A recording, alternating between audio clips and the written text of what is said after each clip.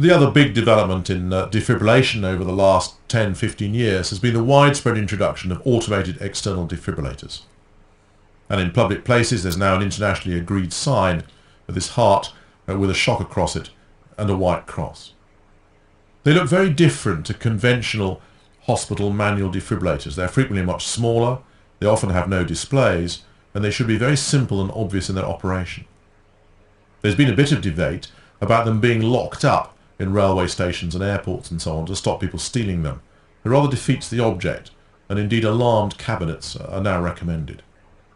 They all include some form of ECG analysis, and in practice the self-adhesive pads are attached to the chest, and there is a hands-off waiting time while the ECG analysis takes place. Most are equipped with voice and some with visual prompts, and as I said, should be very straightforward and easy to use. Although designed to be used outside of the clinical arena, there's quite a bit of evidence now that they may reduce the time to a first shock in hospital. And indeed many clinical areas now are either equipped solely with AEDs or equipped with combined machines that can be operated either as an AED or as a manual defibrillator.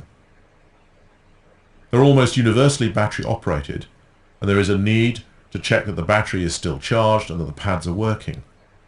Some have a battery life as long as 7 years, and many pass a small current through the pads to stop them becoming polarized and to check that they have not dried out. If the resistance rises too high, then an alarm will sound and the pads will need to be replaced.